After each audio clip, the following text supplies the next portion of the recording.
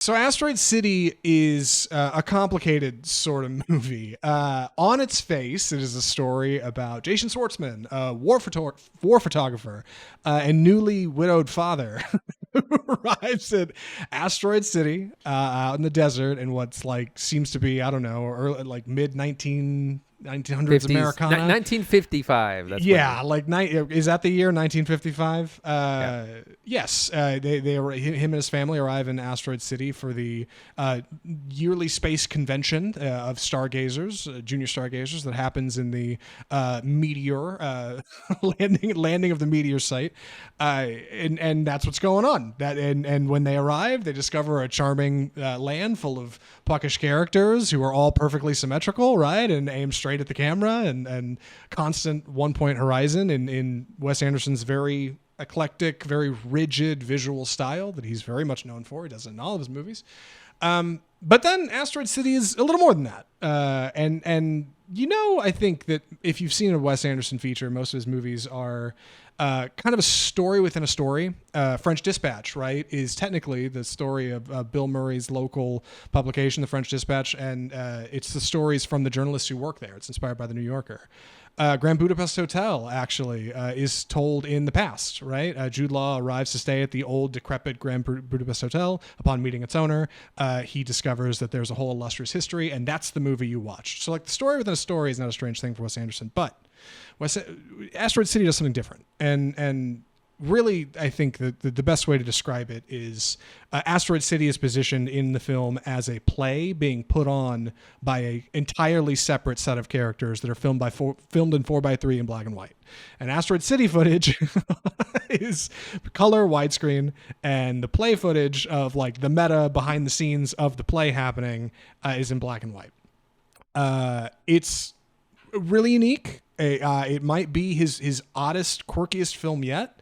I'm excited to talk about it. And before we get into it, I should say Andy is not traditionally a super fan of Wes Anderson movies, and I have come around recently in the past few years, and I'm a big fan of them now. I didn't used to be. So I think we have a pretty even keel review here. Andy, what did you think of Asteroid City? So I didn't really like it at first, but I think it's growing on me slowly, kind of the more I think about it. I'll try and start with the positives. It is when Wes Anderson is known for his very unique style and like camera movement and how he tells stories, and this is no exception. It almost looks like a Roadrunner cartoon set. And it's not because they have like a real train and real cars and they drive places, but the whole thing almost looks like a 1950s cartoon canvas. So the look of it is, as I think, really incredible and one of the most interesting things about it. Especially there's parts where we see some of the asteroids, the space stuff is really good, and also jumping back to the play within a play, things that are in black and white are different aspect ratio. That stuff is really interesting. I did have a hard time kind of getting into the main plot, which deals with Jason Schwartzman dealing with kind of the loss of his wife and now being in charge of their 3 children. But that's kind of just it's a small plot that's not very touched on, and then there's all these other characters kind of dealing with different things. The main reason they are there is they're celebrating like the Junior Astronomers Club something or other, where there's like 6 parents and their 6 very gifted kids are there to kind of receive science awards. That's kind of how all this starts. But then there's all these little characters in this community, all with varying struggles. I mentioned the visuals at the top, but just to kind of explain that and kind of the core content of the film, they shot Asteroid City out in Spain, I think, on like this 2-acre patch of land where they like laid out a ton of sand that they trucked in and built these giant like rock faces and little buildings, and that's where they film, right? And they got like long parallel tracks that the cameras roll on because Anderson loves his dolly shots. They've got a train that runs out there and cars, and it makes for like a very visually striking feature inside the world of Asteroid City. It looks like it's not really CGI, but it doesn't really look real either. Like the saturation's turned up a little. and everything's painted like just a little too yellow, and the wallpaper is a little too loud, and visually you get like this really unique setting for our huge cavalcade of characters to romp around in. Just a quick bump off the poster. I'll rattle off a few of these. Wes Anderson's typically known for his large cast. This film includes Jason Schwartzman, Scarlett Johansson, Tom Hanks, Jeffrey Wright, Tilda Swinton, Bryan Cranston, Edward Norton, Adrian Brody, Liev Schreiber, Hope Davis, Stephen Park, Maya Hawke, Steve Carell, Matt Dillon. Hong Chau's in this movie? Oh, damn. When? I watched it last night. Willem Dafoe, Margot Robbie, Tony Revolori, Jeff Goldblum, tons of old returning, lots of exciting new ones in there. Hong Chau was in one of the black and white scenes. Is she really? Just one. Oh my though. God, I know exactly who she is. My gosh, I lose that woman in the screen. She's great in The Whale and The Menu. Lots of characters, like lots of visuals. And a bouncy script. Like, I think that's what makes it work for me. It's a funny movie. And one of the good things about like the comedy and the emotion in a good Wes Anderson feature is it feels like it comes out of nowhere because the visuals are so rigid. Like what you're seeing is so staged. Everything feels like it is specifically set on stage, like a stage play. And this movie plays into that because it has this meta level of like the backgrounds of a play going on and the people who are struggling to put on a production like Asteroid City. I think like that stuff works pretty well here. It doesn't have quite the like deep digging emotion I think I was hoping for, but I was really hyped going into it because I really wanted to see Asteroid City, and I think a second watch is more than due for me. Right. I struggled with the first half of this. Like I nodded off a couple times, mostly because it was Saturday afternoon, I think. But I did like the second half a lot more. We know this from the trailers, the part where a spaceship shows up. To me, everything when that happens and everything after that's much more interesting than kind of the first half.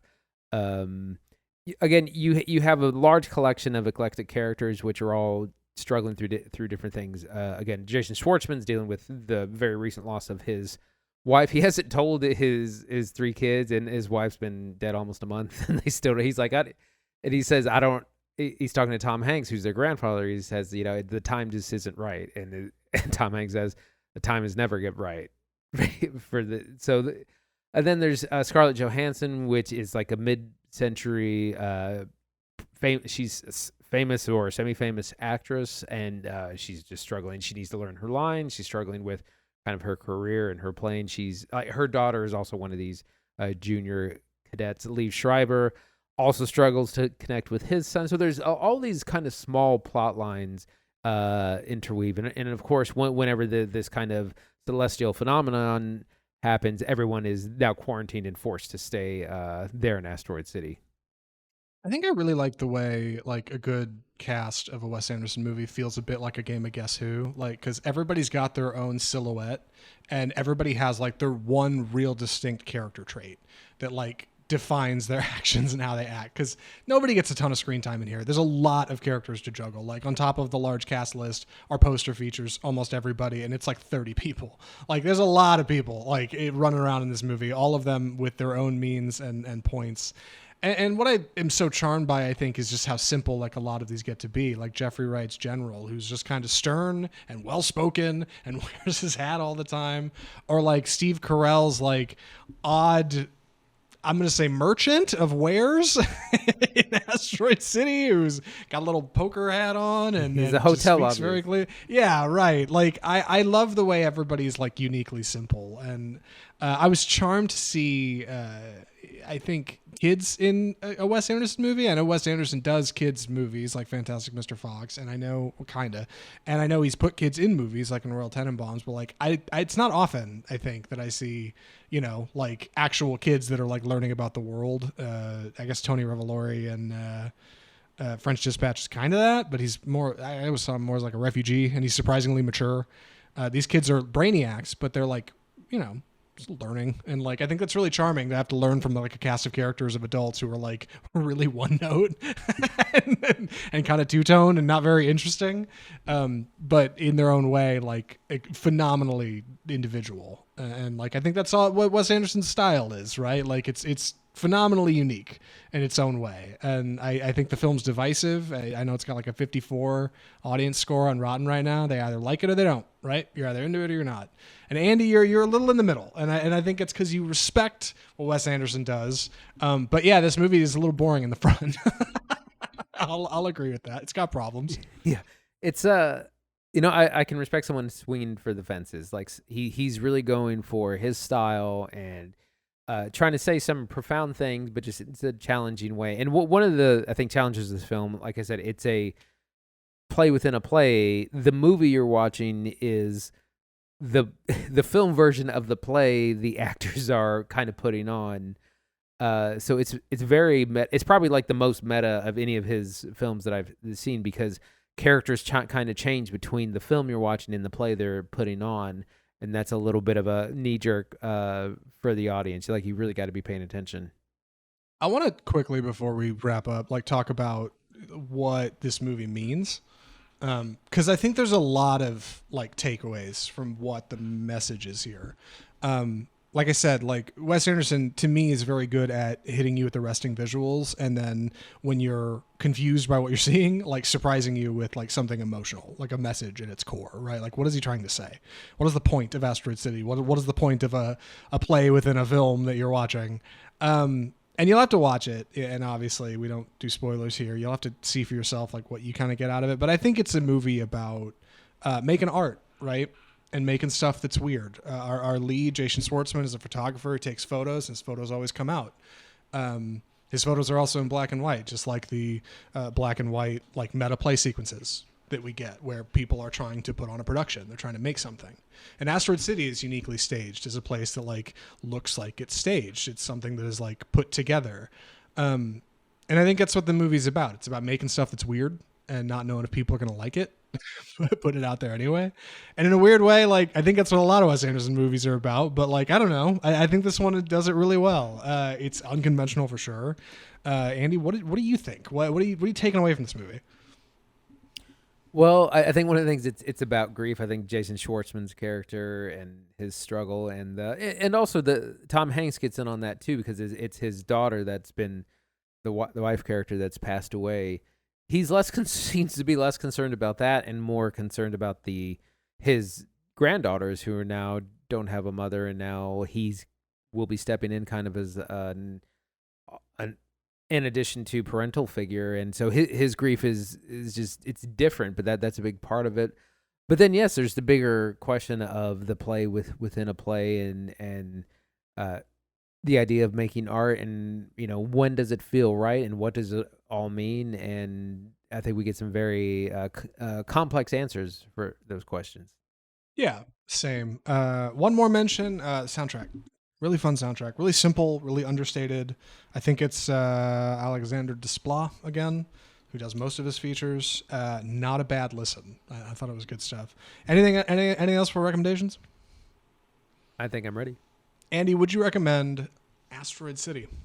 I'd recommend it to fans of Wes Anderson. If you've enjoyed most of his filmography, you'll probably like this one too. If you're not a fan, you're probably going to struggle with it. If you're interested at all, I would say save it for streaming. I don't think it's a run out must see in the cinema.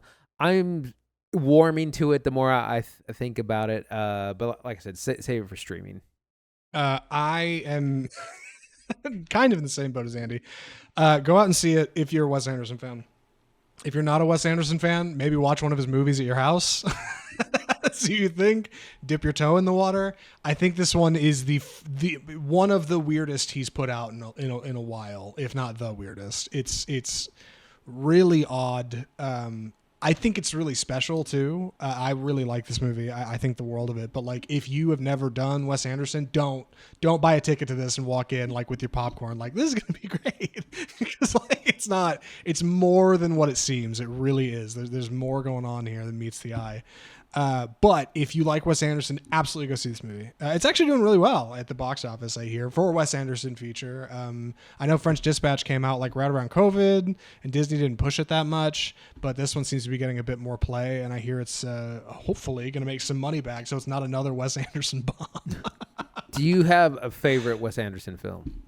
I need to go back and rewatch it because the one that really I felt like got me into it was Darjeeling Limited, because that one isn't quite all this. It's not all like 1 point perspective, but he was getting there. Like he was transitioning into like the style he's very firmly in now. But if that one's up in the air, I guess I'm probably going to say Grand Budapest is my favorite. I think it's the most accessible. It's really funny. Ray Fiennes is a treasure. What about you?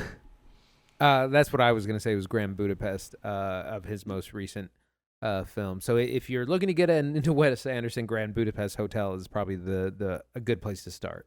Yes, it's over on Max. Last I watched it, which was just a couple months ago. Would recommend. Good rewatch. Also, French Dispatch is over there too. Good stuff. Enter at your own risk. Speaking of Max and what's going on over at HBO, Andy, you mind introducing this next segment for us? It's time for the death of cinema.